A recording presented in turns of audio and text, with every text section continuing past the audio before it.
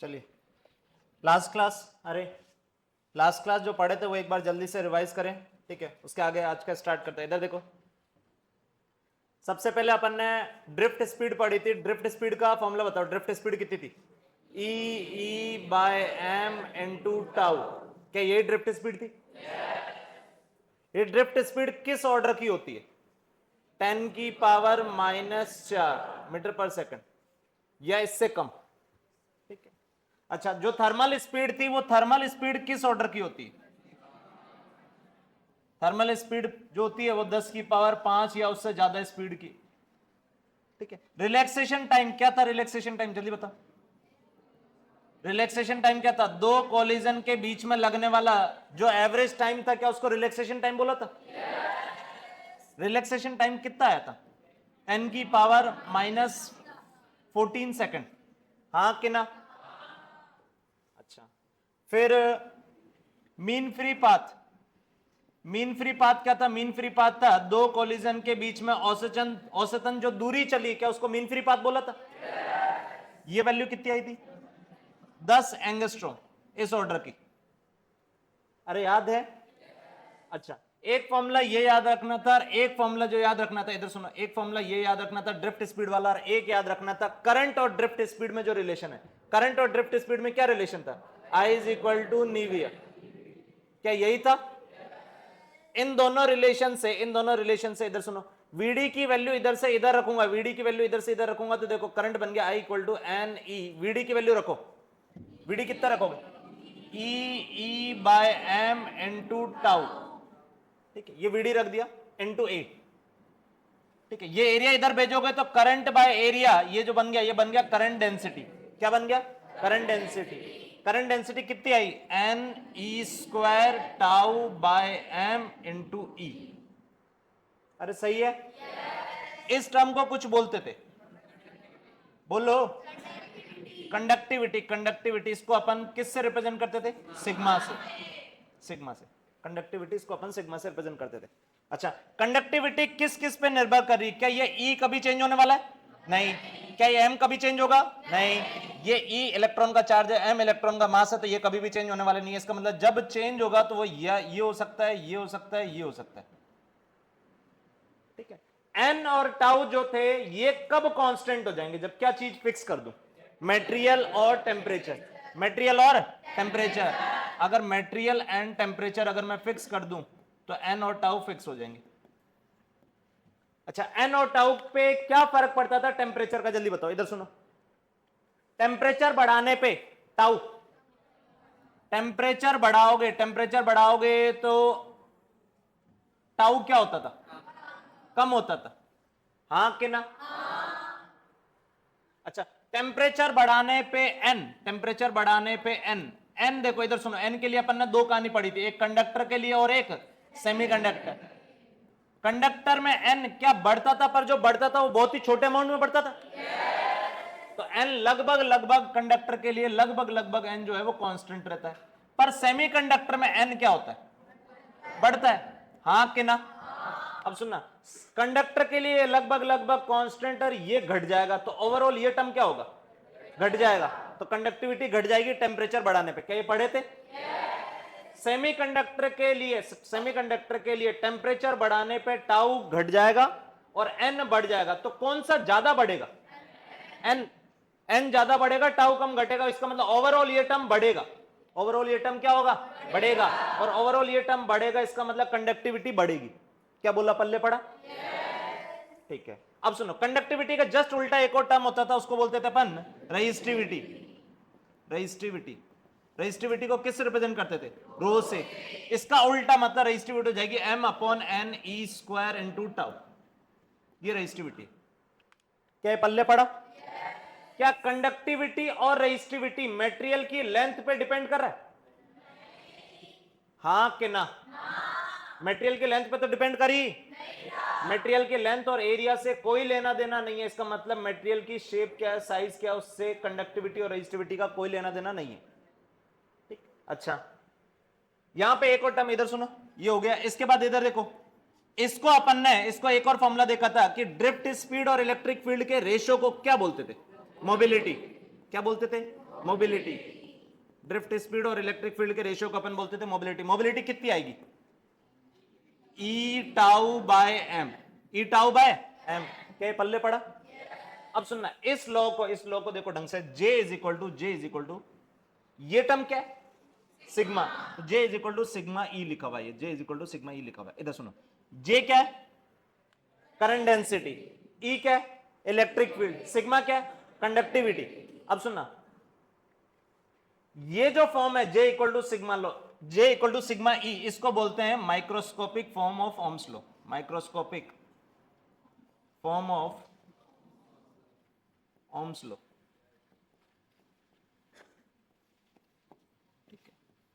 Ohms law का ही सूक्ष्म रूप है। ठीक है, माइक्रोस्कोपिक फॉर्म है, मतलब सूक्ष्म रूप है ओम्स लॉ का। ठीक है, अब इधर सुनो, ये कहना क्या चाह रहा है कि जैसे जैसे, इधर सुनो, यहां पे क्या दिख रहा है कि करंट डेंसिटी किसके प्रोपोर्शनल है? बोलो भाई, ई के। सिग्मा तो इधर सुनो, मेटेरियल कांस्टेंट करा, टेम्परेचर कांस्टेंट करा, क्या सिग्मा कांस्टेंट हो गया? इसका मतलब जैसे जैसे मैं इलेक्ट्रिक फील्ड बढ़ाता जाऊंगा एक्सटर्नल, क्या करंट डेंसिटी बढ़ती जाएगी? ठीक है, तो ये microscopic form of Ohm's law याद रखना। क्लास आज की यहीं से स्टार्ट करेंगे। ठीक है, इसको, इस एक्सप्रेशन को याद रखना, क्लास यहीं से स्टार्ट करेंगे। ठीक है, आगे चलते हैं। इधर देखो, और क्या क्या पढ़ा था अपन ने? पढ़ा अभी देखा कि कंडक्टिविटी कितनी आई थी, जल्दी बताओ, कंडक्टिविटी कितनी आई थी?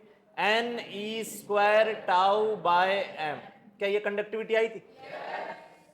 अच्छा, इधर सुने, टेम्परेचर बढ़ाने पर मेटल्स के लिए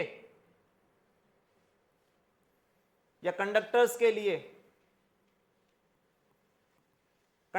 लिए एन क्या होगा? क्या एन लगभग कांस्टेंट रहेगा? बढ़ेगा, पर वो कम ही अमाउंट बढ़ेगा, तो लगभग क्या रहने वाला है? कांस्टेंट। टाउ क्या होगा? बढ़ेगा कि घटेगा? टाउ घटेगा, तो एन इंटू टाउ का प्रोडक्ट क्या होगा? घटेगा कि बढ़ेगा? ये प्रोडक्ट घटा, इसका मतलब कंडक्टिविटी जो है वो घटी।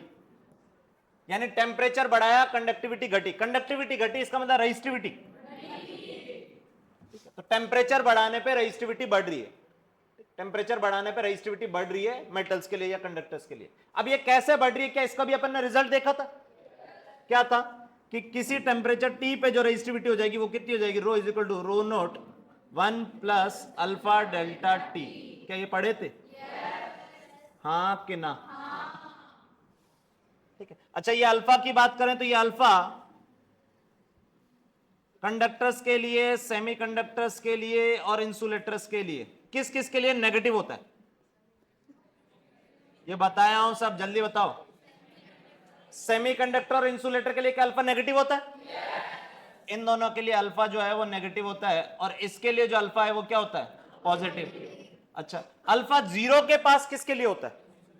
इंसुलेटर के लिए। इंसुलेटर के लिए अप्रोक्सीमेटली जीरो होता है, पर जीरो के जस्ट पास नेगेटिव वैल्यू होती है। क्या बोला, पल्ले पड़ा? अच्छा, इसके बाद अपन ने, ठीक है, ये क्वेश्चन कर रहे थे कुछ। अच्छा, इन क्वेश्चनों में एक क्वेश्चन ये ध्यान रखना था, ये अल्फा इक्विवेलेंट वाला याद रखना था। अल्फा इक्विवेलेंट कितनी वैल्यू आई थी यहां पे, जल्दी बताओ? R1 alpha 1 plus R2 alpha 2 upon R1 plus R2। क्या ये आया था? ठीक है, तो ये अल्फा इक्विवेलेंट ये आया था।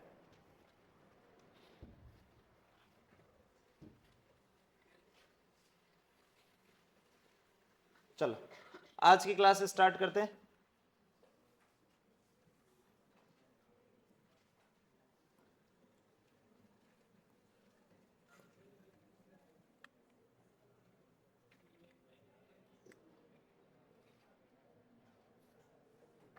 चलो इधर देखो, अरे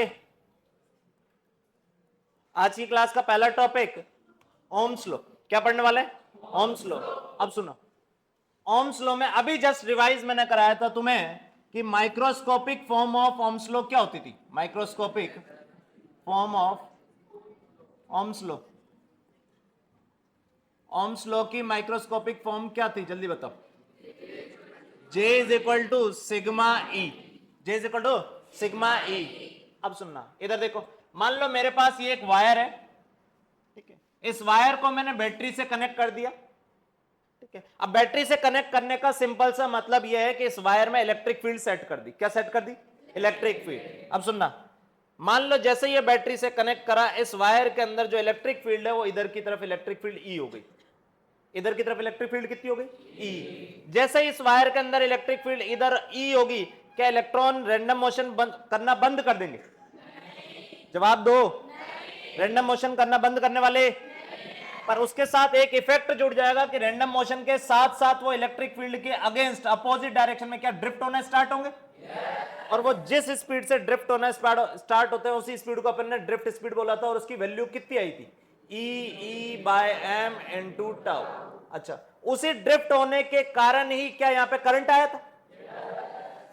हाँ कि ना? तो वो करंट की वैल्यू मैंने मान ली कि इस वायर में जो करंट बह रहा है वो करंट आई बह रहा है, इधर करंट बह रहा है मतलब इलेक्ट्रॉन्स इधर जा रहे हैं। क्या ये बता दिया था? जिधर करंट जाता है इलेक्ट्रॉन्स के अपोजिट जा रहे हैं, तो करंट इधर की तरफ आई बह रहा है। अब सुनो, इस वायर की लंबाई जो है, ध्यान से देखना, इस वायर की लंबाई L है और इस वायर का क्रॉस सेक्शन एरिया जो है वो क्रॉस सेक्शन एरिया A है। क्या क्या डेटा दिया है इधर सुनो। वायर को बैटरी से कनेक्ट करा, बैटरी का वोल्टेज कितना है? V। बैटरी का वोल्टेज कितना है? V। इस बैटरी के कारण वायर में इलेक्ट्रिक फील्ड आई, उस इलेक्ट्रिक फील्ड की वैल्यू कितनी है? E। वायर की लंबाई कितनी है? L। और वायर का क्रॉस सेक्शन एरिया कितना है? A। अरे सही है। अब सुनना, अगर मान लो मैं यहां पे करंट डेंसिटी लिखना चाहूं, करंट डेंसिटी क्या लिखोगे जल्दी बताओ? कितना करंट बह रहा है इस वायर से? बोलो भाई। आई। करंट आई बह रहा है कितने एरिया से? ए। क्या करंट डेंसिटी यही लिखोगे? Is equal to sigma into e. अब देखना, इलेक्ट्रिक फील्ड भी लिखना चाह रहा हूं, इलेक्ट्रिक फील्ड भी लिखना चाह रहा हूं, ध्यान से सुनो। क्या मेरे को इस पॉइंट और इस पॉइंट के बीच में पोटेंशियल डिफरेंस पता है? बैटरी कितने की लगाया हूं? वी की। कितने की लगाया हूं? वी की। अगर बैटरी वी वोल्टेज की लगाया हूं तो इन दोनों पॉइंट के बीच में क्या पोटेंशियल डिफरेंस वी है? और इन दोनों पॉइंट के बीच में दूरी कितनी है? एल। कितनी है? तो इलेक्ट्रिक फील्ड की वैल्यू याद करो, इलेक्ट्रिक फील्ड और पोटेंशियल में, पोटेंशियल डिफरेंस में क्या रिलेशन होता था? E d v is equal to minus e dot d r. हाँ कि ना? करंट किधर से किधर बह रहा है? इधर से इधर, मतलब हायर कौन सा होगा? ए के बी। ए पॉइंट हायर पोटेंशियल होगा और बी पॉइंट लोअर पोटेंशियल होगा। ठीक है, करंट इधर से इधर बह रहा है मतलब ए हायर पोटेंशियल है, बी लोअर पोटेंशियल है। अब सुनो, डीवी मतलब v final minus v initial, v final minus v initial, तो v final v b minus v initial मतलब v a is equal to minus e dot d r का integration. अब सुनना, मैं मान रहा हूं कि इस पूरे वायर के अंदर ई जो है वो यूनिफॉर्म है। ई क्या है? यूनिफॉर्म। अगर ई यूनिफॉर्म है तो क्या ये इंटीग्रेशन के बाहर आ जाएगा? और इंटीग्रेशन के बाहर आ जाएगा तो बन जाएगा minus e dot d r. D r d r d r d r d r d r d r जोड़ोगे तो क्या बन जाएगा? आर। मतलब ये कितनी है? एल। अरे सही है। तो यहां से क्या आ गया? इधर सुनना, यहां से क्या आ गया? वीबी माइनस वी ए जो है वो आ गया माइनस ई इंटू एल। ठीक है, वीबी माइनस वी ए, देखो VB minus V A obviously negative आना भी चाहिए था क्योंकि ये पोटेंशियल कम है, ये पोटेंशियल ज्यादा है। तो इसको मैं अगर वी ए माइनस वीबी लिखूं, ये कितना होगा?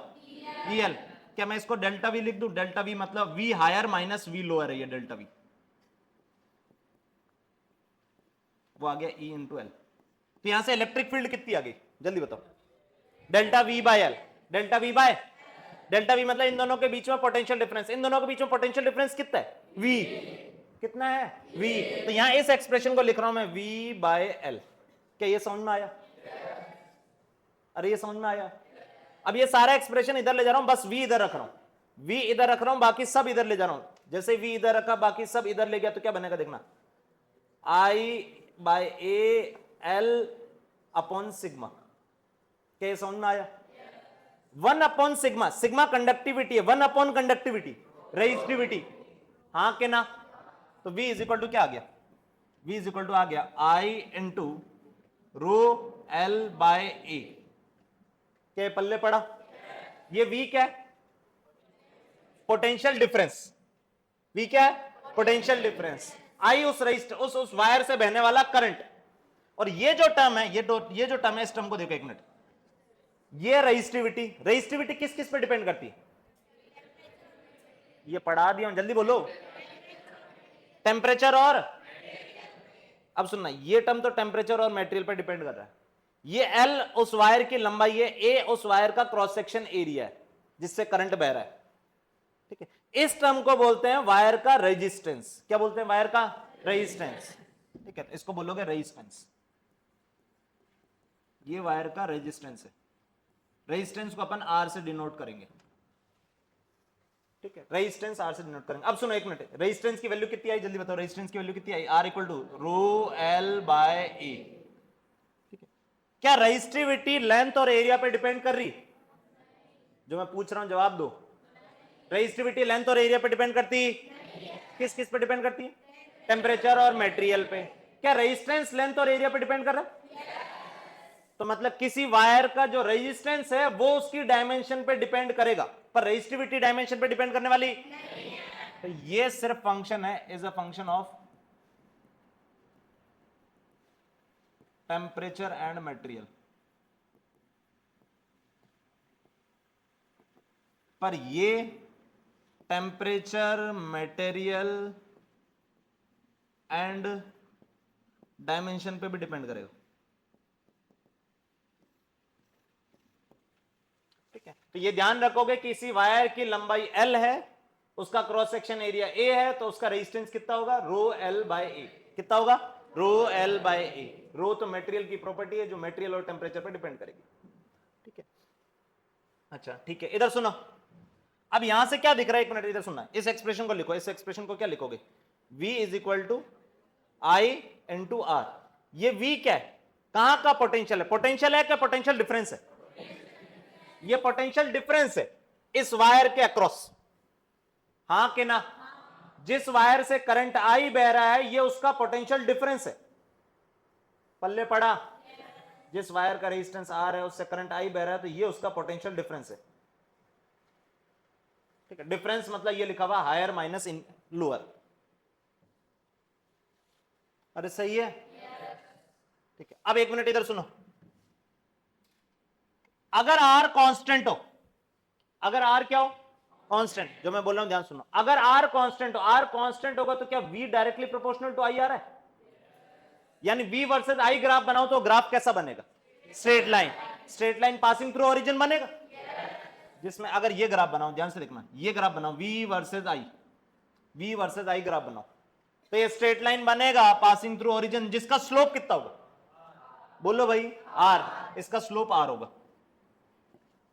ठीक है, तो ऐसे रेजिस्टेंस सुनो, ऐसे रेजिस्टेंस जिनके लिए V I graph straight line है उनको बोलते हैं ओमिक रेजिस्टेंस। क्या बोलते हैं? Ohmic resistance. ओमिक देखो नाम से पता पड़ रहा है। ओमिक मतलब जो ओम्स लॉ फॉलो करेंगे। ओमिक रेजिस्टेंस मतलब कौन सा रेजिस्टेंस जो क्या फॉलो करेंगे? Ohm's law. अब ओम्स लॉ फॉलो करने का मतलब ये होगा कि ये स्ट्रेट लाइन आएगा ग्राफ। ये ग्राफ क्या आएगा? Straight line. ठीक है, अब थोड़ा सा इधर सुनो। मान लो ग्राफ ऐसा हो, देखो ग्राफ किस किस के बीच में? आई और डेल्टा वी। आई और डेल्टा वी। क्या ये ग्राफ लीनियर है? क्या ये ग्राफ स्ट्रेट लाइन है? तो ये स्ट्रेट लाइन नहीं है, इसका मतलब यहां पे आर कांस्टेंट रहे ही नहीं रहा, तभी तो स्ट्रेट लाइन नहीं है। क्या बोला? पल्ले पड़ा? तो क्या ये जो रेजिस्टेंस है ये रेजिस्टेंस ओमिक है कि नॉन ओमिक है? Non ohmic. नॉन ओमिक मतलब ये ओम्स लॉ फॉलो करने वाला नहीं है। क्या बोला? पल्ले पड़ा? तो वर्ड कहीं पे ओमिक आ जाए, नॉन ओमिक आ जाए, क्या समझ जाओगे? ओमिक मतलब वो रेजिस्टेंस जो कि क्या फॉलो कर रहा है? Ohms law. Ohm's law follow कर रहा होगा तो ग्राफ स्ट्रेट लाइन आएगा। ठीक है, और ग्राफ स्ट्रेट लाइन नहीं है तो वो नॉन ओमिक रेजिस्टेंस है। ठीक, आगे चलते, इधर देखें भाई, क्वेश्चन लेते इधर देखो, एक क्वेश्चन लेते इधर देखें। मेरे को ये एक मेटल की रॉड दी हुई है, ये मेटल की रॉड दी हुई है। इस रॉड की लंबाई एल है। इस रॉड की लंबाई कितनी है? एल। इसकी चौड़ाई बी है और इसकी हाइट एच है। इसकी हाइट कितनी है? एच। इसको एक बैटरी से करंट, बैटरी से कनेक्ट कर दिया। जैसे ही बैटरी से कनेक्ट करा के यहां पोटेंशियल डिफरेंस आ गया, आया कि नहीं आया? बैटरी कितने वोल्टेज की? बोलो भाई V। बैटरी V वोल्टेज की है तो इसमें यहां और यहां के बीच में पोटेंशियल डिफरेंस है। बताओ ये हायर है कि ये हायर है? थोड़ा बहुत तो पता होगा। बैटरी का पॉजिटिव टर्मिनल इससे कनेक्टेड है, इसका मतलब ये पॉइंट हायर है और ये पॉइंट लोअर है। ठीक है, तो ये हायर पोटेंशियल है, लोअर पोटेंशियल है, तो करंट किधर से किधर फ्लो करेगा? हायर से लोअर। करंट हायर से लोअर फ्लो करेगा, करंट हायर से लोअर फ्लो करेगा, ध्यान से देखना भी, करंट हायर से लोअर फ्लो करेगा ऐसे, ठीक है। अच्छा, जैसे जैसे करंट आगे मूव कर रहा है, जैसे जैसे करंट फ्लो कर रहा है, देखो हर बार वो कितना एरिया क्रॉस कर रहा है, कितना एरिया क्रॉस कर रहा है। क्या करंट ऐसे ही फ्लो कर रहा है तो बार बार यही एरिया क्रॉस कर रहा है? तो इसका सुनना, इस रॉड का अभी मैं रेजिस्टेंस लिखूं तो रेजिस्टेंस क्या लिखोगे? Rho L. एल मतलब करंट कितनी दूरी चला, कितनी दूरी चला, एल बाय ए एरिया, बोलो भाई बी एच। तो इसका रेजिस्टेंस ये आया, इस रॉड का रेजिस्टेंस ये आया, ठीक है। अगर रॉड ऐसे कनेक्टेड हो, अगर रॉड ऐसे कनेक्टेड हो, ठीक है, अब करंट कैसे फ्लो करेगा बताओ? ये देख देख पा रहे हो ये कैसे कनेक्टेड है? ऊपर वाला फेस पॉजिटिव टर्मिनल से कनेक्टेड है, नीचे वाला फेस नेगेटिव टर्मिनल से कनेक्टेड है, तो करंट कैसे फ्लो करेगा बताओ? ये हायर और ये लोअर, तो करंट किधर जाएगा? हायर से लोअर। करंट नीचे की तरफ फ्लो करेगा, करेगा कि नहीं करेगा? ठीक है। अब करंट जब फ्लो कर रहा है तो अब कितना एरिया बार बार क्रॉस कर रहा है? बोलो भाई, मेरे हिसाब से ये वाला एरिया बार बार क्रॉस कर रहा है।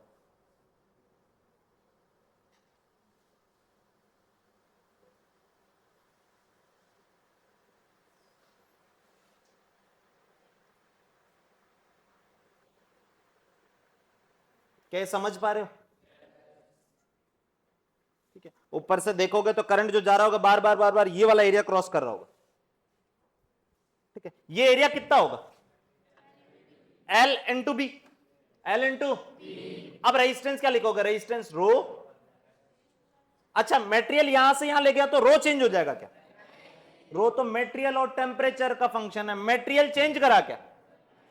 वही रॉड है, टेम्परेचर चेंज करा नहीं, तो रो चेंज होने वाला नहीं है। एल, एल क्या होता है? जो करंट दूरी चला, बोलो भाई एच बाय एरिया, एरिया कितना? एल इंटू बी, ये रेजिस्टेंस आएगा। अब इस क्वेश्चन को लेने का पर्पस सिर्फ इतना सा, इधर सुनो, मेरे को ये रॉड दी थी, ये रॉड ऐसे कनेक्ट करी तो रेजिस्टेंस ही आया, उसी रॉड को ऐसे कनेक्ट कर दिया तो रेजिस्टेंस ही आया। इसका मतलब अगर मैं तुमसे ये क्वेश्चन पूछूं कि बताओ इस बोतल का रेजिस्टेंस बताओ, तो ये क्वेश्चन आधा अधूरा है। क्यों आधा अधूरा है? अगर मैं ये पूछ लेता कि इस रॉड का रेजिस्टेंस बताओ, तो रेजिस्टेंस तो आंसर कई आ सकते हैं, डिपेंडिंग ऑन कि करंट कैसे फ्लो कर रहा है, हाँ कि ना। करंट अलग अलग रास्तों से फ्लो करेगा तो अलग अलग रेजिस्टेंस आएगा उसी मटेरियल का। इस रॉड के लिए करंट ऐसे फ्लो करा, रेजिस्टेंस की वैल्यू ये आई। इस रॉड के लिए करंट ऐसे फ्लो करा, रेजिस्टेंस की वैल्यू ये आई। मटेरियल तो सेम ही है, सेम वही रॉड है, करंट की डायरेक्शन चेंज करने से रेजिस्टेंस चेंज हो गया। क्या बोला, पल्ले पड़ा? ठीक है, तो रेजिस्टेंस जब भी पूछेगा तो मुझे यह बताना जरूरी है कि करंट कैसे फ्लो कर रहा है। अगर करंट कैसे फ्लो कर रहा है यह पता लगेगा तो मैं रेजिस्टेंस निकाल सकता हूं। क्या ये समझ में आया? क्या ये समझ में आया? आगे अगले क्वेश्चन पे चलते हैं, इधर देखो, इधर सुनो, ये क्वेश्चन देखो क्या कह रहा। Suppose a potential difference is applied between the end of cylinder and produces a current flowing parallel to the axis, what is the resistance measured. ठीक है, अब क्वेश्चन पढ़ो खुद से, क्वेश्चन पढ़े, क्वेश्चन पढ़े।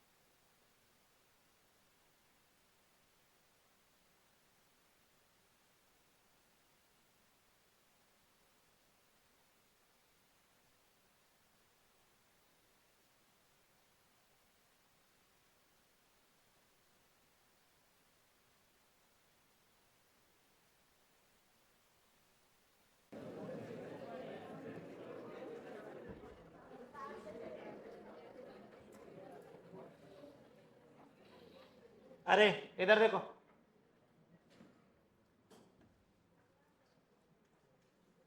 हाँ जी, इनिशियल वॉल्यूम लिखूंगा, इनिशियल वॉल्यूम कितना आया, पाई R1 स्क्वायर इंटू L1, ठीक है। फाइनली जब इसको खींच के बड़ा कर दिया तो रेडियस 1/n टाइम्स हो गई, लेंथ कुछ L फाइनल हो गई, ठीक है। अब इसका वॉल्यूम क्या लिखोगे, पाई R/n का स्क्वायर इंटू L फाइनल। क्या दोनों वॉल्यूम बराबर होने वाले, और दोनों वॉल्यूम बराबर होंगे, इसका मतलब क्या लिख सकता हूं, pi R1 square into L1 is equal to pi R/n का square into L final. Pi से पाई उड़ गया, R1 से R1 स्क्वायर उड़ गया, हाँ कि ना। तो यहां से L फाइनल कितना आ गया, n square times L initial. क्या ये आया, आया कि नहीं आया। अब इनिशियल रेजिस्टेंस लिखो, इनिशियल रेजिस्टेंस क्या लिखो जल्दी बताओ, इनिशियल रेजिस्टेंस रो L बाय ए मतलब पाई R1 स्क्वायर। क्या पल्ले पड़ा, जवाब दो। फाइनल रेजिस्टेंस क्या लिखोगे, फाइनल रेजिस्टेंस क्या लिखोगे, रो L, L मतलब L फाइनल कितना है, n square times L initial upon area. इसका एरिया क्या लिखोगे, पाई R/n का स्क्वायर। क्या ये एक्सप्रेशन समझ में आया। अब यहां से दिख रहा होगा कि ये नीचे n स्क्वायर, ऊपर जाएगा तो क्या n की पावर 4 बन जाएगा, ये बन गया रो L initial by pi R square n की पावर 4। क्या पल्ले पड़ा, ये टर्म क्या है, R इनिशियल, मतलब फाइनल रेजिस्टेंस जो है वो क्या वो n की पावर 4 इनिशियल रेजिस्टेंस के प्रोडक्ट के बराबर आ गया। इसका मतलब अगर सुनो, एक मिनट इधर सुनो, रेडियस तुमने आधी करी, रेडियस तुमने कितनी करी, आधी, इसका मतलब n की वैल्यू 2, n की वैल्यू 2 है, इसका मतलब देखो फाइनल रेजिस्टेंस जो है वो 16 गुना हो जाएगा। रेडियस आधी करने से फाइनल रेजिस्टेंस कितना गुना हो गया, 16 गुना। क्या बोला, पल्ले पड़ा। अब यहां से इसको कैसे याद रखोगे, इधर सुनो कैसे ध्यान रखोगे। तो हमें पता है रेजिस्टेंस क्या होता है, रेजिस्टेंस होता है रो L बाय ए। वायर को ऐसे खींच रहे हो, दबा रहे हो, कुछ भी कर रहे हो, क्या चीज चेंज नहीं होगी, वॉल्यूम। तो मैं क्या कर रहा हूं, इधर सुनो, मैं इसको ऊपर नीचे एल एल से मल्टीप्लाई कर दे रहा हूं, एल एल से मल्टीप्लाई करूंगा, देखना रेजिस्टेंस कितना आ जाएगा, रो एल से मल्टीप्लाई करा तो ऊपर बन गया एल स्क्वायर, नीचे एल से मल्टीप्लाई करा तो बन गया ए इंटू एल। ये चीज क्या है, वॉल्यूम। तो ये तो कभी भी चेंज होने वाला, ये कांस्टेंट। इसका मतलब रेजिस्टेंस किसके प्रोपोर्शनल आया, एल स्क्वायर के। किसके प्रोपोर्शनल आया, एल स्क्वायर। मतलब लेंथ डबल तो रेजिस्टेंस 4 गुना, लेंथ डबल तो रेजिस्टेंस 4 गुना।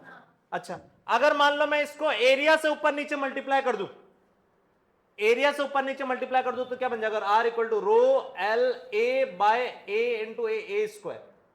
अब यहां पे क्या कांस्टेंट है, क्या ये चीज कांस्टेंट है, ये कांस्टेंट, यानी रेजिस्टेंस किसके प्रोपोर्शनल है, 1/a², 1/a²। और ए किसके प्रोपोर्शनल होता है, जल्दी बताओ। अरे एरिया किसके प्रोपोर्शनल होता है, आर स्क्वायर के, हाँ के ना। तो रेजिस्टेंस आ गया 1/r की पावर 4 के प्रोपोर्शनल। यानी रेजिस्टेंस देखो, रेडियस आधी करी तो रेजिस्टेंस 16 गुना हो गई। क्या पल्ले पड़ा, एरिया आधा करा, एरिया आधा करा तो रेजिस्टेंस, एरिया आधा कर दोगे तो रेजिस्टेंस 4 गुना हो जाएगा। क्या ये पल्ले पड़ रहा, अरे ये समझ में आया। अच्छा इधर देखें, नेक्स्ट टॉपिक फ्रैक्शनल चेंज। कहीं वर्ड फ्रैक्शनल चेंज अभी पढ़े, कहां पढ़े, बोलो भाई, ग्रेविटेशन। फ्रैक्शनल चेंज जो है वो ग्रेविटेशन में पढ़े होंगे।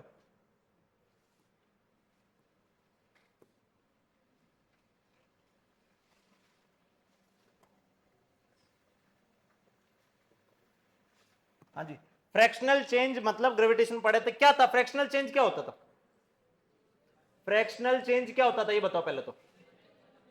फ्रैक्शनल चेंज का मतलब क्या था, चेंज अपॉन इनिशियल वैल्यू। क्या यही फ्रैक्शनल चेंज होता था, चेंज अपॉन इनिशियल वैल्यू, इसी रेशियो को फ्रैक्शनल चेंज बोला था। अच्छा, फ्रैक्शनल चेंज को 100 से गुणा कर दूंगा तो क्या बन जाएगा? Percentage change. तो परसेंटेज चेंज जो होता था वो होता था फ्रैक्शनल चेंज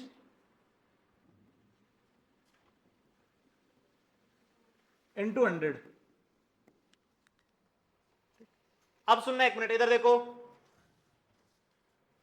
पहला केस इधर देखो, मान लो वायर की लंबाई जो एल थी वो स्मॉल अमाउंट डेल्टा एल से बढ़ा दी। सुनो, वायर की लंबाई कितनी थी? एल। अब कितने अमाउंट से बढ़ा दी? Delta l. मतलब फाइनल लंबाई कितनी होगी? L plus delta l, l plus delta l. अभी अपन ने देखा है कि रेजिस्टेंस जो होता है वो लेंथ पे कैसे डिपेंड करता है? रेजिस्टेंस क्या लेंथ के डायरेक्टली प्रोपोर्शनल होता है? जवाब दो। रेजिस्टेंस डायरेक्टली प्रोपोर्शनल होता है किसके? एल स्क्वायर के। अरे सही है।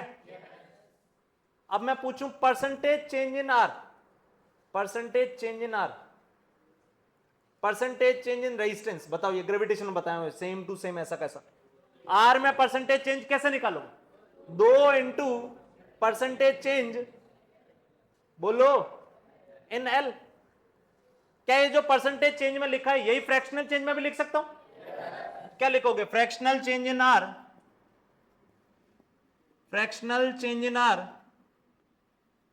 Is equal to 2 times fractional change in L.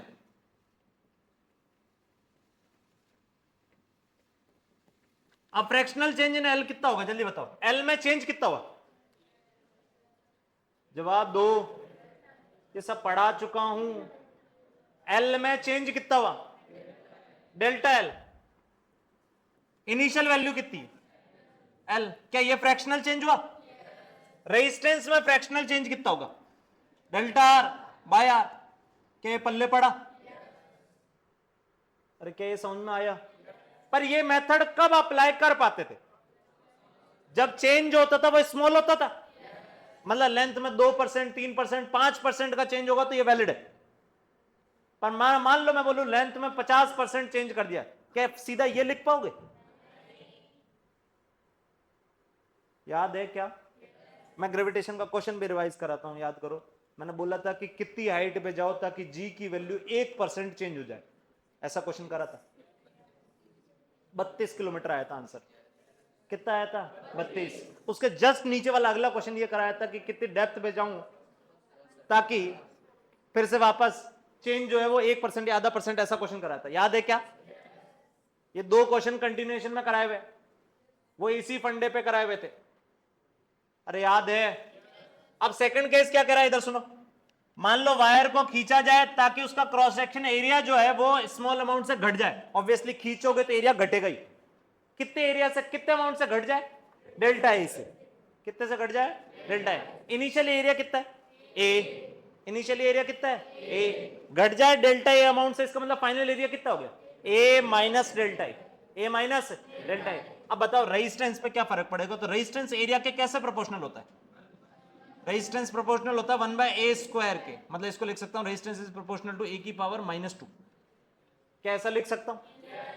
अब percentage change in R, percentage change in R जल्दी बोलो, परसेंटेज चेंज इन आर जल्दी बोलो पटाख से। -2 परसेंटेज चेंज इन एरिया। क्या ये पल्ले पड़ा? और फ्रैक्शनल चेंज में भी सेम यही रिजल्ट लगा पाओगे। पर ये कब लगा पा रहे हो? जब परसेंटेज चेंज या जो चेंज हो रहा है वो चेंज क्या होना चाहिए? छोटा, तभी ये रिजल्ट लगा पाओगे। क्या बोला? पल्ले पड़ा। ठीक है, नेक्स्ट ये खुद बता दो जल्दी से। मान लो वायर को खींचा जाए ताकि उसकी रेडियस जो है वो डेल्टा आर अमाउंट से घट जाए, डेल्टा आर अमाउंट से घट जाए, तो बताओ रेजिस्टेंस में क्या होगा? जल्दी बताओ। रेजिस्टेंस रेडियस पे कैसे डिपेंड करता है? 1/r की पावर 4। क्या अभी तो पढ़े? और 1/r की पावर 4 लिखा हुआ है, इसका मतलब मैं इसको लिख सकता हूं r की पावर -4। तो रेजिस्टेंस डायरेक्टली प्रोपोर्शनल है r की पावर -4 के। तो percentage change in r, percentage change in r कितना होगा? जल्दी बोलो। -4 times percentage change in. Small R. ये कैपिटल आर क्या है? बोलो भाई। रेजिस्टेंस। स्मॉल आर क्या है? रेडियस। स्मॉल आर क्या है? रेडियस। क्या ये समझ में आया? अगर ये समझ में आया तो क्वेश्चन करो। पहला क्वेश्चन जल्दी से, फटाक से, फटाफट करें।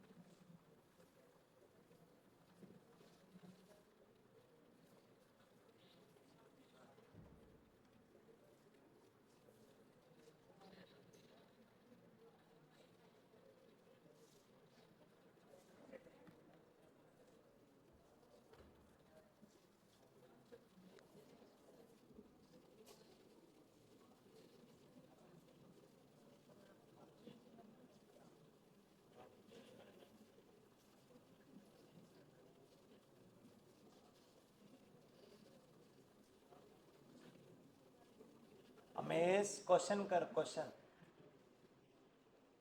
इधर सुने। क्वेश्चन क्या कह रहा? Wire is stretched by 30% of its original. कह रहा ओरिजिनल लंबाई का 30% से बढ़ा दिया, तो बोल रहा है रेजिस्टेंस में कितना परसेंट चेंज होगा। अब सुना, फिर से यहां पे पूछा, देखो लेंथ चेंज करी 30%, रेजिस्टेंस में चेंज पूछ रहा है। तो अभी अपन ने देखा कि रेजिस्टेंस किसके प्रोपोर्शनल होता था? एल स्क्वायर के। तो यहां पे क्या, percentage change in R is equal to 2 times percentage change in L. क्या ये फॉर्मूला लगा सकता हूं? नहीं। क्यों? क्योंकि लेंथ में कितना परसेंट चेंज हुआ? 30। तो स्मॉल चेंज नहीं है, ये नहीं लगेगा। अगर ये होता 2% चेंज हुआ, 3% चेंज हुआ, तो ये डायरेक्टली लगा देते। क्या बोल रहा? पल्ले पड़ा। अब मैं क्या करूंगा, इधर सुनो। लेंथ मान लो एल है, 30% बढ़ा दी। 30%, एल का 30% कितना होता है? 0.3 एल। कितना होता है? 0.3 एल। तो फाइनल लेंथ कितनी होगी? 1.3 एल। तो initial length L, final length इतनी। तो percentage change in resistance, percentage change in resistance, percentage change in resistance, जल्दी बताओ। परसेंटेज चेंज इन रेजिस्टेंस कैसे निकालते हैं? परसेंटेज चेंज जल्दी बताओ। Change upon initial into 100। अभी तो सिखाया हूं, गधेड़ो। ये लिख रखा है, देखो परसेंटेज चेंज कैसे निकालते हैं? Fractional change into 100। Fractional change मतलब ये चेंज अपॉन इनिशियल इनटू 100 कर दोगे तो परसेंटेज चेंज आ जाएगा। चेंज कितना हुआ जल्दी बताओ? रेजिस्टेंस में चेंज। रेजिस्टेंस किसके प्रोपोर्शनल है? क्या ये रिजल्ट यहां वैलिड है कि नहीं है?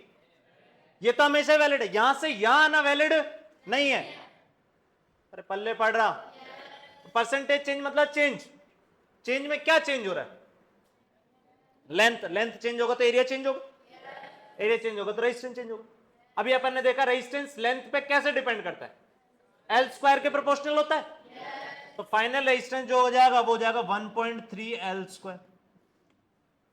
इसके प्रोपोर्शनल होगा, होगा कि नहीं होगा? इनिशियल रेजिस्टेंस किसके प्रोपोर्शनल होगा? एल स्क्वायर के। क्या ये चेंज आ गया? Upon initial L square into 100। क्या परसेंटेज चेंज समझ में आया? अरे फाइनल रेजिस्टेंस जो होगा वो प्रोपोर्शनल होगा फाइनल लेंथ के स्क्वायर के। प्रोपोर्शनलिटी हटाओगे तो कुछ कांस्टेंट इनटू ये आएगा। इनिशियल रेजिस्टेंस जो होगा वो होगा इनिशियल लेंथ के स्क्वायर के प्रोपोर्शनल, प्रोपोर्शनलिटी हटाओगे तो कुछ कांस्टेंट ही आया। अब ये यहां रखोगे, ये कांस्टेंट इंटू ये स्क्वायर, कांस्टेंट इंटू ये स्क्वायर, कांस्टेंट इंटू ये स्क्वायर को कांस्टेंट कांस्टेंट कट जाएगा, तो वो कोई लगाने की जरूरत ही नहीं है। अब ये वैल्यू आराम से कैलकुलेट कर सकते हो। 1.3 L square L square L square, क्या एल स्क्वायर सब तरफ से उड़ गया? 1.3 का स्क्वायर 1.69, 1.69, 1.69 में से 1 गया तो कितना बचा? 0.69, 0.69 इंटू 100 कितना हो गया? 69, ये 69% हो गया। क्या बोला, पल्ले पड़ा? ठीक है, अगला ये क्वेश्चन करो।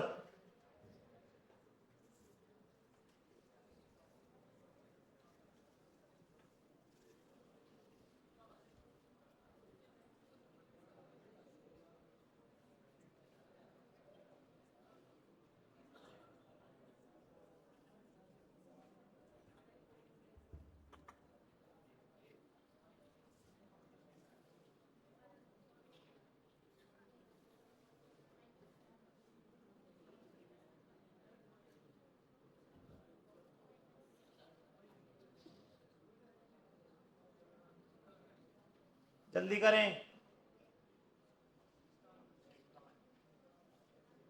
हाँ जी, देखो इधर वायर को इस बार कंप्रेस किया है 30% से, ठीक है, तो परसेंटेज इंक्रीज इन रेजिस्टेंस बताना है। इधर देखें, मान लो वायर की लंबाई पहले एल थी, कंप्रेस कर दिया 30% से, इसका 30% कितना हुआ?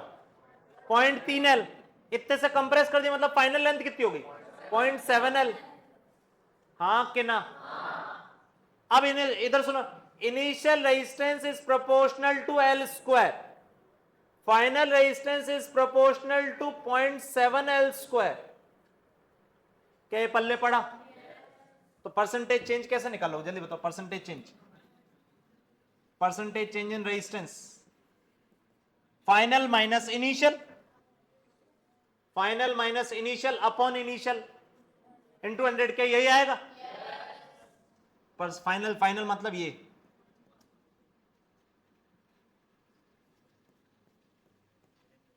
Final minus initial upon initial into 100, क्या ये पल्ले पड़ा? 0.7 का स्क्वायर 0.49, 0.49 माइनस 1 0.51, 0.51 इंटू 100 51, क्या 51% आ गया? अब इस क्वेश्चन और पिछले क्वेश्चन को थोड़ा सा देखो, इधर सुनो। पिछले वाले में लेंथ बढ़ाई थी कितनी? 30%, तो रेजिस्टेंस बढ़ा कितने परसेंट? 69। इसमें लेंथ घटाई 30%, तो रेजिस्टेंस घटा कितना? घटा 51%। ये माइनस आएगा, माइनस आने का मतलब घटा है, तो क्या बोला, पल्ले पड़ा? इधर सुनो, तो इसका मतलब सेम परसेंट लेंथ बढ़ाई और सेम परसेंट लेंथ घटाई, क्या रेजिस्टेंस में परसेंटेज चेंज सेम आया? जवाब दो भाई। पहले पिछले क्वेश्चन में कितने परसेंट लेंथ बढ़ाई थी? 30। इसमें कितने परसेंट घटाई? 30। पिछले वाले में जो रेजिस्टेंस बढ़ा वो बढ़ा 69%, इसमें घटा कितना? घटा 51%। यानी सेम अमाउंट से लेंथ में परसेंटेज चेंज करने से रेजिस्टेंस सेम परसेंटेज चेंज नहीं हो रहा है। क्या बोला, पल्ले पड़ा? ठीक है, आगे चलते। ये क्वेश्चन करो जल्दी, बड़ा कुछ नहीं है इसमें, मजाक है, जल्दी खुद से कर दो।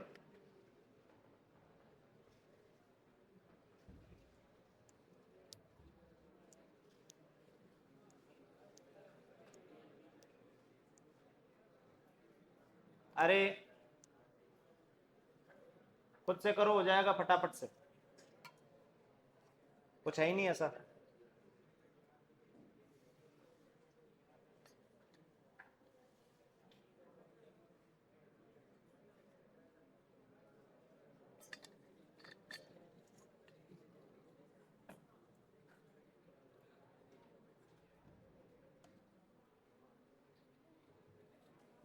हाँ जी बताएं, ये क्या कह रहा है? ये वीआई ग्राफ दे रखा है, और वीआई ग्राफ स्ट्रेट लाइन है, इसका मतलब ये रेजिस्टेंस ओमिक है कि नॉन ओमिक?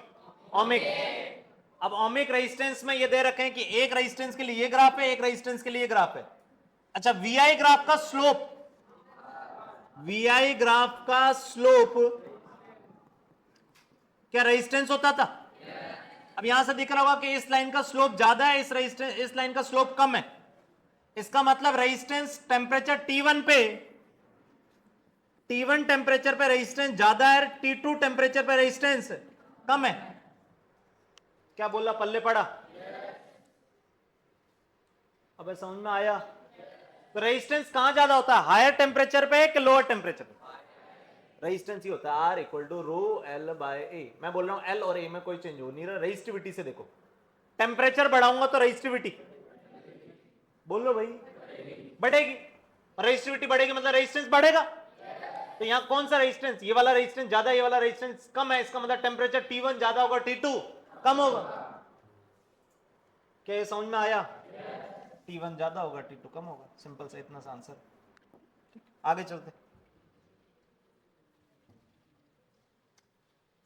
करो करो करो करो, जल्दी जल्दी क्वेश्चन करो फटाफट।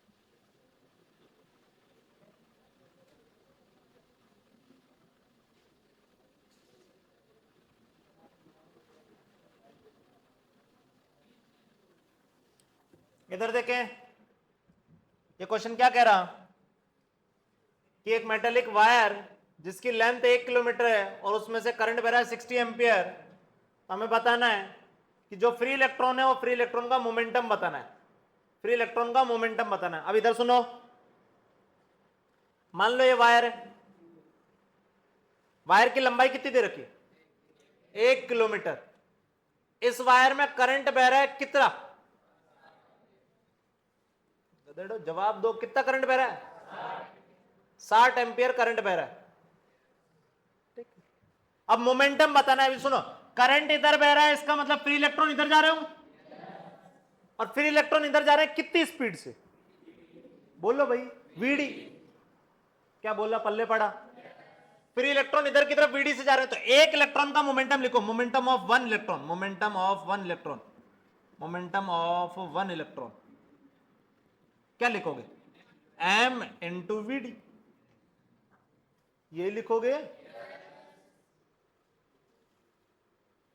क्या ये समझ में आया? अब ड्रिफ्ट स्पीड तो दी नहीं है, तो ड्रिफ्ट स्पीड देखो क्या क्या दिया है,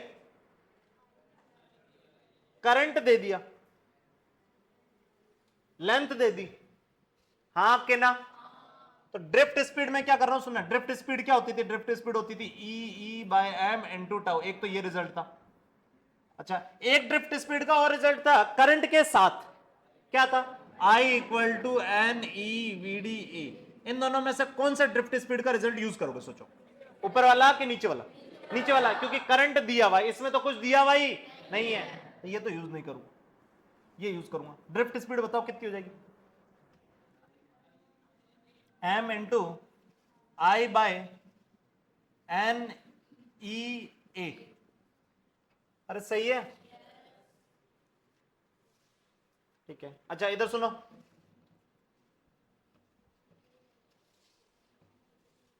इधर सुने, एम, एम क्या है? Mass of electron, mass of electron. अच्छा अब क्या करें अपन, लेंथ वगैरह दिए, करंट दिया है, लेंथ दी,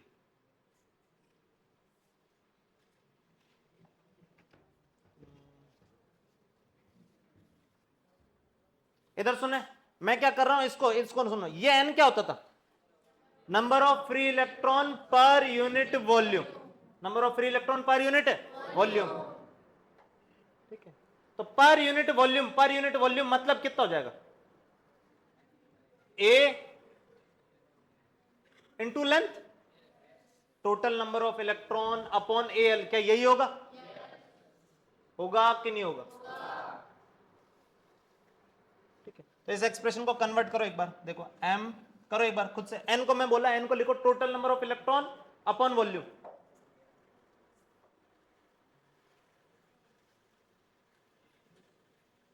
लिखो लिखो लिखो, हो जाएगा, हो जाना चाहिए।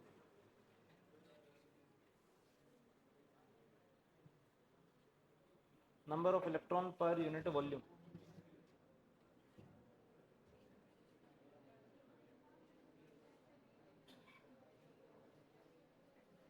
इधर देना कॉपी दो।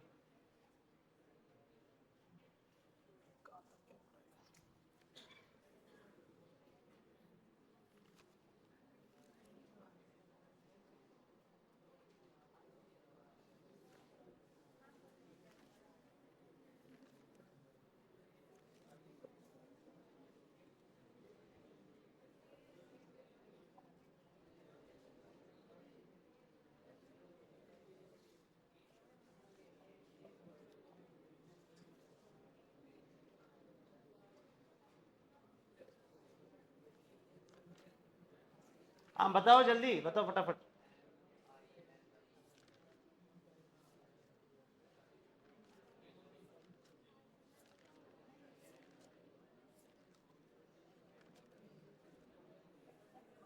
इधर सुनो, अरे इधर देखो, मैंने क्या बोला, ये एन क्या है?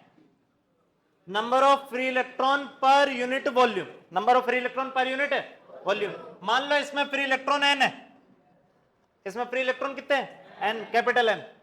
तो कैपिटल एन को मैं ए इंटू एल से डिवाइड कर दूंगा, ये क्या बन गया? Small N, number of free electron per unit volume. क्या बोला, पल्ले पड़ा? ठीक है, तो स्मॉल एन ये रख रहा हूं, देखना, m into I upon n by a l into e a. ठीक है, देखना, ए से ए उड़ गया, एल ऊपर चला गया, कितना आ गया? M I L upon N E. ये कितने इलेक्ट्रॉन का मोमेंटम आया? एक का। वायर में कितने हैं? एन, स्मॉल एन के कैपिटल एन? Capital N. तो इसको कैपिटल एन से मल्टीप्लाई करूंगा, क्या ये टोटल मोमेंटम आ गया? ये टोटल मोमेंटम आ गया, एन से एन उड़ गया, टोटल मोमेंटम कितना आ गया जल्दी बताओ? एम आई एल बाय ई। अब सुन, आई दिया हुआ है, अरे दिया है, एल दिया हुआ है, ई इलेक्ट्रॉन का चार्ज जो कि पता है, अरे सही है।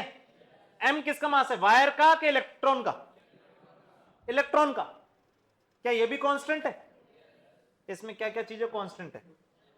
एम और ई, ये तो यूनिवर्सल कांस्टेंट है। एम इलेक्ट्रॉन का मास है, ई इलेक्ट्रॉन का चार्ज है। आई दिया हुआ है, एल दिया हुआ है, क्या ये वैल्यू रख के सॉल्व कर लोगे? क्या ये वैल्यू रख के सॉल्व कर लोगे? ठीक, आगे चलते, ये करो।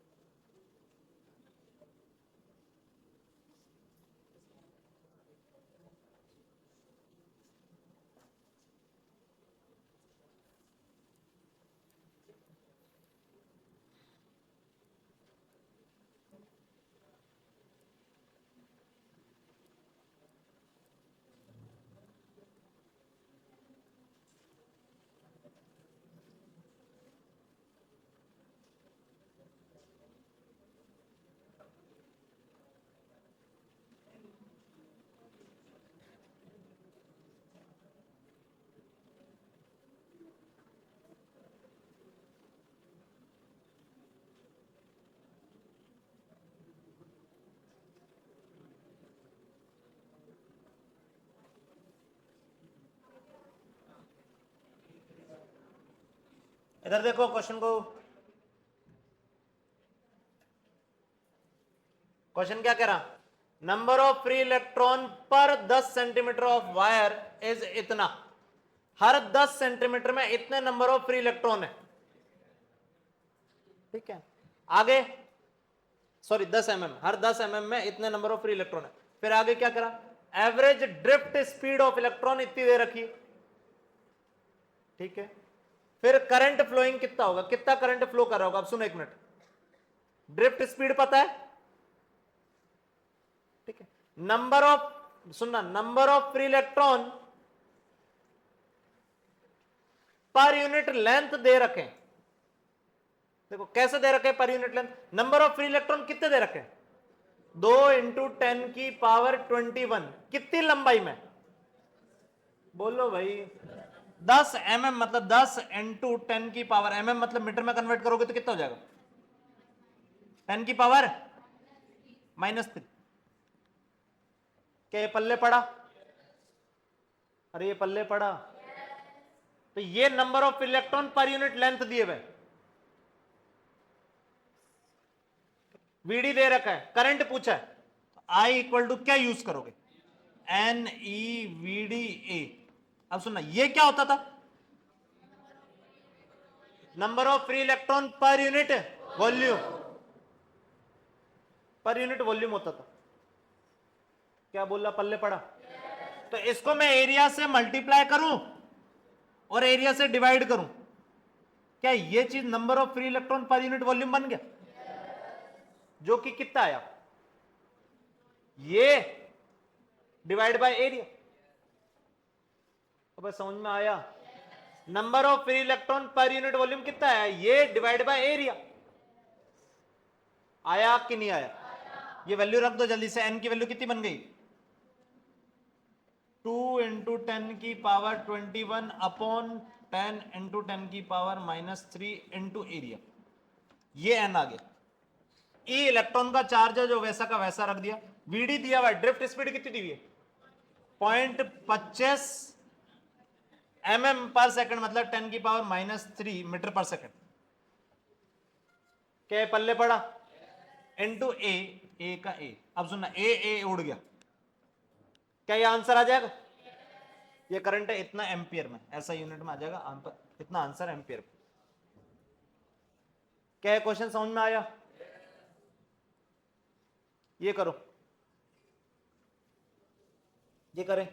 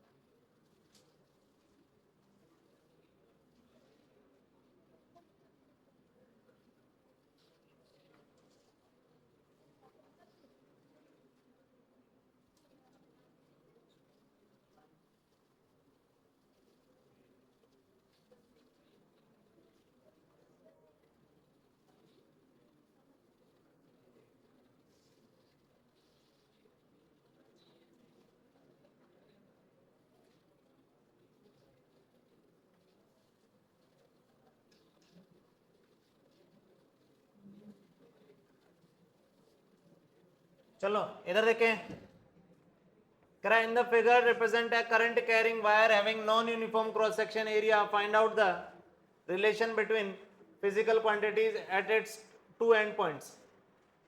ठीक है, क्या कह रहा है इधर सुनो, ये कह रहा है कि एक वायर है ऐसा जिसका क्रॉस सेक्शन एरिया जो है वो नॉन यूनिफॉर्म, मतलब हर जगह अलग अलग है, जो कि दिख रहा है डायग्राम से कि यहाँ पे एरिया, ये क्रॉस सेक्शन एरिया A1 है, यहाँ एरिया A2 है, और जैसे जैसे इधर जा रहा हूं एरिया बढ़ रहा है, ठीक है। अब बोल रहा है कि इस एंड पे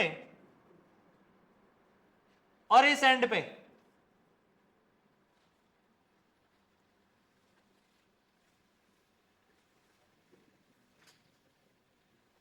इन दोनों एंड पे ये क्वांटिटीज कंपेयर करनी है। सबसे पहला कौन सी क्वांटिटी कंपेयर करनी है? आई, करंट। करंट बताना है कि यहां ज्यादा होगा कि यहां ज्यादा होगा। इस सरफेस को बोल देता नामकरण, इसका बोल देता सरफेस 1 और इसको नाम बोल देता सरफेस 2। ठीक है, अब सुनो करंट कहां ज्यादा होगा। तो सुनो करंट क्या होता था? चार्जेस के फ्लो को क्या करंट बोलते थे? अब सुनना, मान लो 1 सेकंड में, इधर सुने, मान लो 1 सेकंड में यहां से 10 इलेक्ट्रॉन इसको क्रॉस करे। इसको कितने क्रॉस करेंगे? 10। बीच में कहीं गायब या जनरेट तो हो नहीं रहे। क्या बीच में इलेक्ट्रॉन उत्पन्न हो जा रहे हैं? तो इधर से 10 आया तो इधर से कितने गए होंगे? 10। तो यानी चार्ज जितना यहां से क्रॉस करा उतना यहां से क्रॉस करा। याद करो जो करंट था वो एरिया पे डिपेंड करता ही नहीं था, वो तो सिर्फ इस पे डिपेंड करता था कि यहां से कितने गए, यहां से कितने निकले। तो यहां से 10 गए होंगे तो यहां से भी कितने निकले होंगे? 10। तो करंट दोनों जगह, सरफेस 1 और सरफेस 2 दोनों जगह करंट क्या रहने वाला है? सेम। तो पहली क्वांटिटी जो कंपेयर करनी है तो वो ये पता पड़ रहा है कि I1 और I2 दोनों सेम रहेंगे। I1 मतलब इस सरफेस पे, I2 मतलब इस सरफेस पे, दोनों जगह करंट सेम है।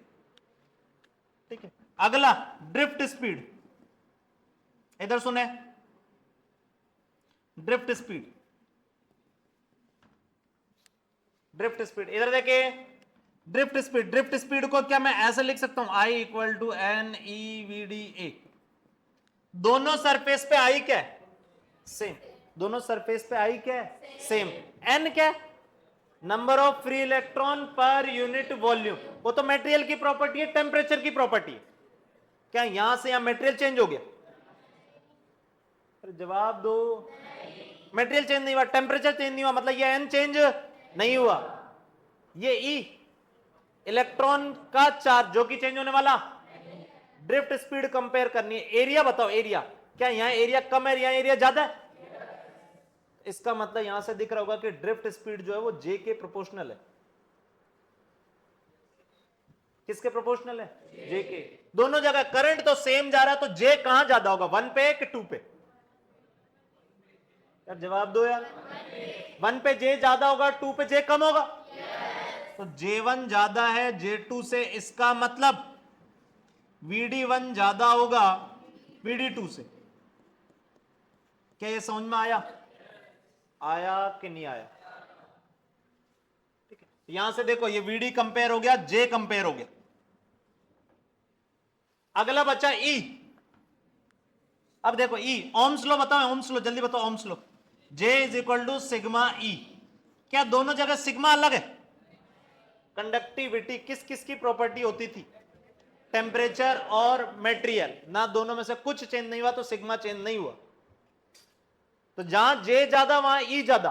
तो जहां J ज्यादा वहां स्पीड ज्यादा, स्पीड ज्यादा वहां E ज्यादा। ड्रिफ्ट स्पीड ऐसे भी देख सकते हो। ड्रिफ्ट स्पीड क्या होती थी? E by M into tau. ये सब मटेरियल की property. E constant, M constant, ये मटेरियल की प्रॉपर्टी। ठीक है, E प्रोपोर्शनल टू VD आ रहा है, मतलब जहां ड्रिफ्ट स्पीड ज्यादा वहीं E ज्यादा। के पल्ले पड़ रहा? तो चाहे इससे देख लो चाहे इससे देख लो। ठीक है, तो यहां से दिख रहा होगा कि J1 ज्यादा है J2 से, तो E1 ज्यादा होगा E2 से। अरे सही है। अब सुनो एक मिनट, इधर देखो। इसको कैसे ध्यान रखो? इसको सिंपल पाइप की तरह ध्यान रखो। किसकी तरह ध्यान रखो? पाइप की। पाइप की तरह। सुनो, मान लो एक पाइप है, पाइप का क्रॉस सेक्शन छोटा होता जा रहा है, तो पानी बह रहा है पाइप में। पाइप में क्या बह रहा है? पानी। तो जहां क्रॉस सेक्शन छोटा होगा, अब सुनो एक मिनट, पाइप में मान लो इधर से 10 मीटर क्यूब पानी गया, तो उधर से कितना निकलेगा? 10 मीटर क्यूब। मतलब करंट तो सेम है, वाटर करंट तो क्या है? सेम। वहां पानी बह रहा है तो वाटर करंट बोल दोगे। पर जो पानी बह रहा है उसकी स्पीड बड़े वाले पे और छोटे वाले पे क्या सेम रहने वाली? स्पीड कहां ज्यादा होगी? जहां क्रॉस सेक्शन छोटा होगा। क्या बोला? पल्ले पड़ा? स्पीड ज्यादा तो ई ज्यादा, ई ज्यादा तो जे ज्यादा, मतलब हर चीज ज्यादा जहां स्पीड ज्यादा। क्या बोला? पल्ले पड़ा? ठीक है, आगे चलते, ये क्वेश्चन करें।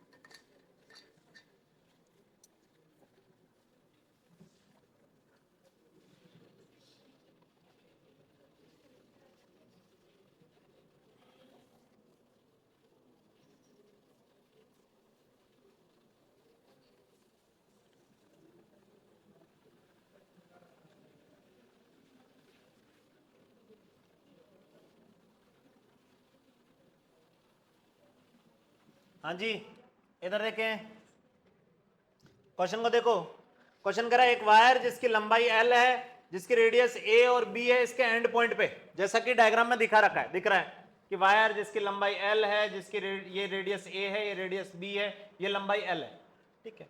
करंट आई फ्लो कर रहा है इस वायर के थ्रू, इसकी करंट डेंसिटी बतानी है डिस्टेंस एक्स पे रेडियस ए वाले से। इधर सुनो, हिंदी में लिख रखा है, हिंदी में पढ़ लो अपना। इधर सुनो, ये क्या कह रहा, इस एंड से कितनी डिस्टेंस पे करंट डेंसिटी बतानी है, एक्स, इस वाले से एक्स दूरी पे करंट डेंसिटी बतानी है, मतलब यहां पे, इधर सुने,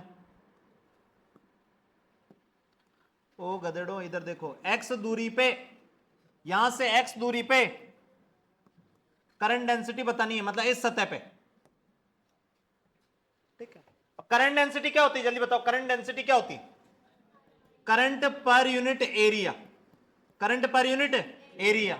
अब सुनो, यहां से करंट कितना फ्लो कर रहा है, तो यहां से भी कितना जाएगा, अभी पिछले सवाल में बताया कि करंट तो चेंज होने वाला, करंट यहां से आई गया तो यहां से भी आई जाएगा, यहां से भी आई जाएगा। मैं यहां करंट डेंसिटी पूछूं तो कितनी लिखोगे जल्दी बताओ, आई बाय पाई ए स्क्वायर, इसमें क्या सोच रहे हो, करंट आई जा रहा है कितने एरिया से, पाई ए स्क्वायर से, तो यहां करंट डेंसिटी ये, यहां करंट डेंसिटी कितनी होगी, आई बाय पाई बी स्क्वायर, मेरे को यहां पूछा। अब ये यहां पूछने का मतलब सिंपल सा इतना है कि ये वाला एरिया निकालना है। अब ये वाला एरिया कैसे निकालोगे, इधर सुनो, बहुत चंपू सा सवाल है, इधर देखो, इधर सुनो, ये वाला एरिया निकालना है। अब ये एरिया कैसे निकालेंगे, इधर देखें, थोड़ा सा इधर देखो,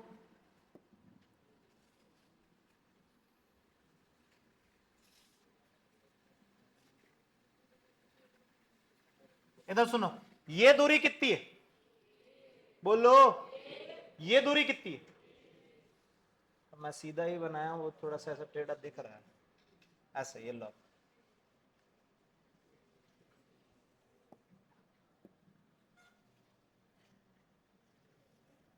हाँ जी, इधर सुनो, ये दूरी कितनी है, ये दूरी कितनी है, ए, ठीक है, ये ए है तो ये भी ए है, ये कितनी हो गई, बी माइनस ए, हाँ के ना,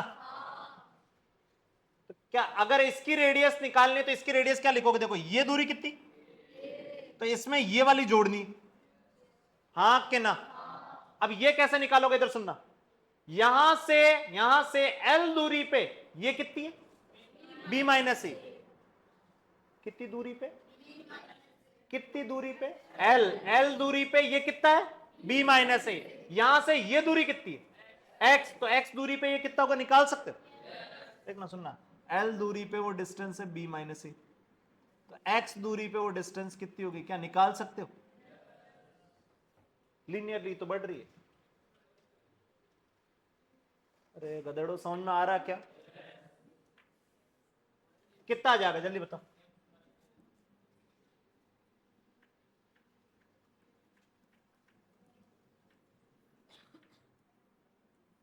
क्या ये समझ में आया, ये नहीं समझाऊंगा, नहीं आया कोई दिक्कत नहीं, क्या ये समझ में आया, तो ये रेडियस कितनी आ गई, ये रेडियस कितनी आ गई, ए प्लस ये वाली दूरी, सही है क्या, तो करंट डेंसिटी कितनी आ गई जल्दी बताओ, करंट कितना बहा, I upon pi r square, r कितना, जवाब दो, a plus x b minus a upon l का स्क्वायर, ये समझ में आया, ये करंट डेंसिटी होगी, आंसर ये होगा, हाँ,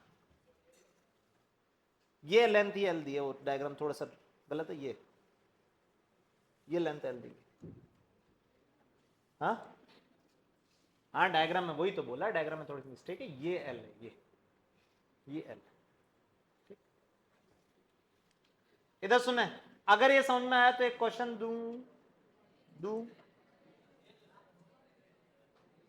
दे देता हूं, चलो इधर देखो,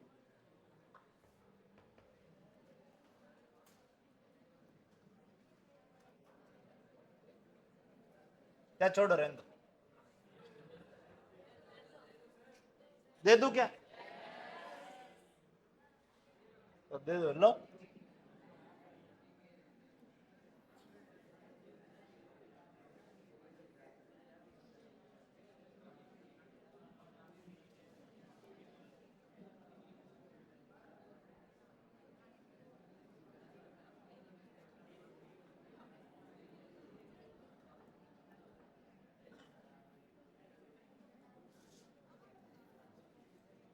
अरे इधर सुनो, ये वही पिछले वाला है, सेम ऐसा वायर, ये रेडियस,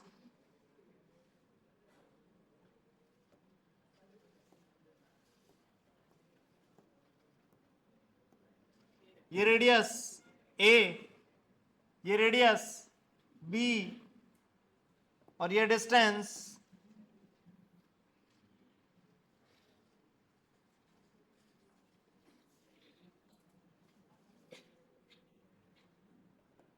ये रेडियस ए, ये रेडियस बी, ये डिस्टेंस एल।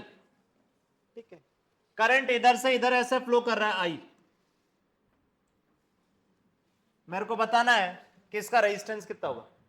फाइंड रेजिस्टेंस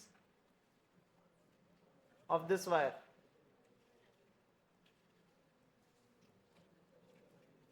अब सुनो एक मिनट, रेजिस्टेंस कैसे निकालोगे इसका? इसकी रेजिस्टिविटी दे रखी है रो, इसकी रेजिस्टिविटी दे रखी है रो। इसका रेजिस्टेंस क्या सीधा रो एल बाय ए लिख पाऊंगा क्या? क्यों नहीं लिख पाऊंगा? क्योंकि जैसे जैसे करंट आगे जा रहा है एरिया तो बढ़ता जा रहा है, हाँ कि ना? जैसा वो सिलेंडर वाला कराया था, जैसा वो स्फेयर वाला होमवर्क दिया वैसा ही है। ठीक, करके आना। चलो इधर देखें, चलो इसको आगे यहां से कल कंटिन्यू करेंगे।